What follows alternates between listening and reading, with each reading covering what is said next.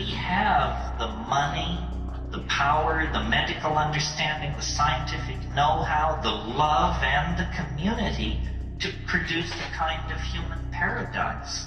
But we are led by the least among us, the least intelligent, the least noble, the least visionary. We are led by the least among us, and we do not fight back against the dehumanizing values that are handed down as control icons. This is something, I mean, I don't really want to get off on this tear because it's a lecture in itself, but culture is not your friend.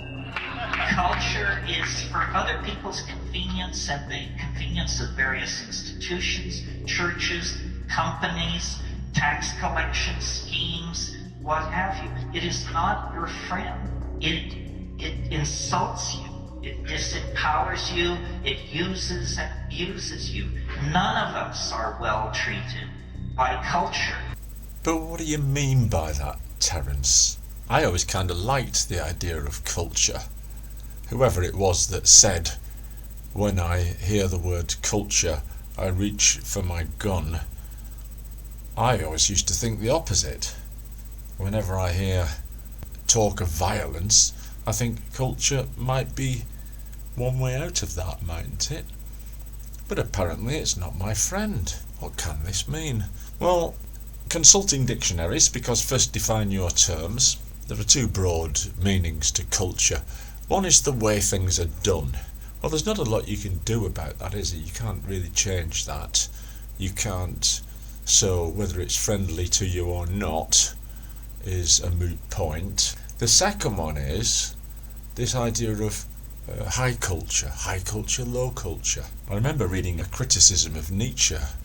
I can't remember who by, but he reinforced Nietzsche's point about high culture and low culture by simply showing the reader the TV schedule for that day. And clearly the typical ITV viewer would not overlap too much with the typical BBC Two viewer. We're talking about the 70s now, by the way.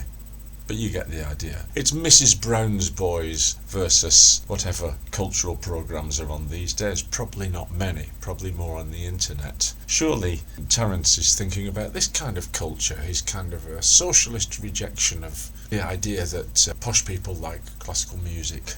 But I don't think it is that. I think it's the idea that any kind of culture is external to you and therefore is not your possession.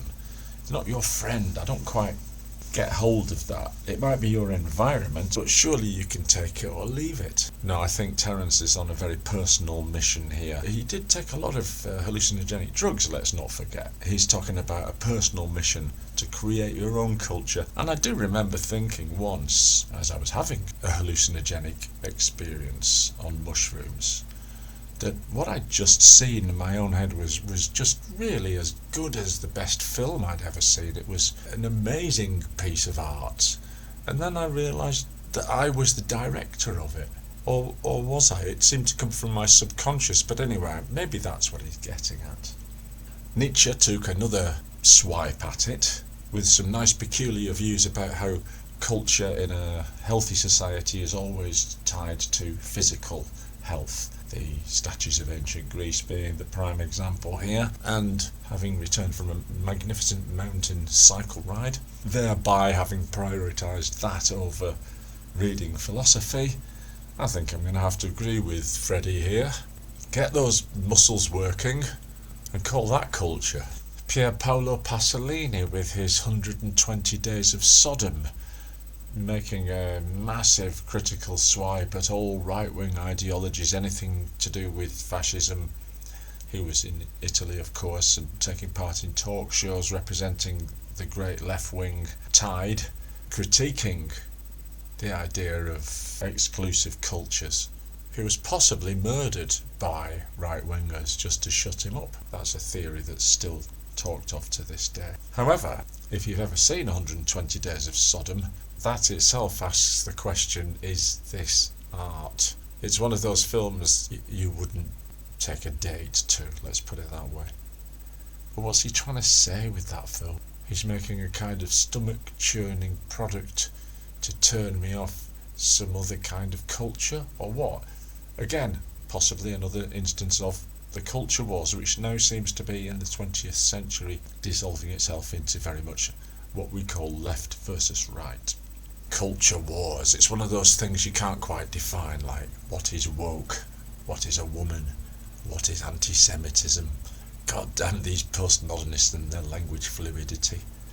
I kind of think they must all have a picture of Humpty Dumpty from Alice Through the Looking Glass on their study walls, and underneath his famous quote, "When I use a word it means exactly what I want it to mean, neither more nor less," quoting from memory. In any case, among these fuzzy definitions we find this, the culture wars. Maybe it is just the old ITV versus BBC Two. Maybe it is just Tucker Carlson's podcast versus CNN. Or Russell Brand, wherever he sits politically, versus the BBC. Given that right now, December 2023, there's a kind of lapping tide of right-wingism coming in from Italy, the Netherlands, Argentina on the other side. Let's see what happens there. And that, yet at the same time, what you might call these populist ideas never seem to get off the ground. They're often challenged by legal structures and political structures, and, great, I'm not in favour of dictatorship or authoritarianism, but could it be that Gramsci, who Mr. Millet actually knows about, I've heard him mention him in interviews, did pull the fast one and say, look, if you want communism, Marxism, whatever form of leftism, people won't vote for it. You've got to get in through the culture. You've got to establish a culture of Marxism. And now we find ourselves embroiled in the idea that, for example, a BLM movement, ostensibly anti-racist, is tied in with Marxism. You could look at the history of Marxism in the ANC under Mandela. People are not maybe aware of exactly how that concept got to creep into tribal Africa. So I'm just throwing around some ideas of what culture might mean, and still struggling with the idea that it's not my friend. I even like the idea of classical music. I think it's a peak pinnacle of human achievement. I love trying to play Bach on my violin, if that's not too supremacist for everybody. And a part of me dreams of this far future where we only have culture, we only have entertainment, we only have leisure time. Isn't that why we build wells, so we don't have to dig for water, and then buckets and pulleys and mechanisms so we don't have to dive down the well, and then pipes to take the water into our houses so that we could live a life of leisure as much as possible? Surely we're heading in that direction. And to continue the Germanic theme, we then find ourselves ascending the mountain of civilization and arriving in Castilia, I think it was called, where the glass bead game is played in Hermann Hesse's novel. These monk-like figures that spend their time relating concepts in a sort of four-dimensional cryptic crossword puzzle that takes in music, sculpture, art, poetry, philosophy. Of course, some people might think that this ivory tower existence is anathema to them. I'm imagining somebody like Ayn Rand here, and all the early proponents of muscular Christianity and the Protestant work ethic. I suppose whichever way you look at it, there's always been culture wars, hasn't there? Protestant versus Catholic, any large-scale immigration movements between people with different backgrounds. So there you have it, another bit of philosophy-waffle, which just throwing up a few questions really. I just nattered into a microphone because I live in a society that allows me that amount of free time. What a culture.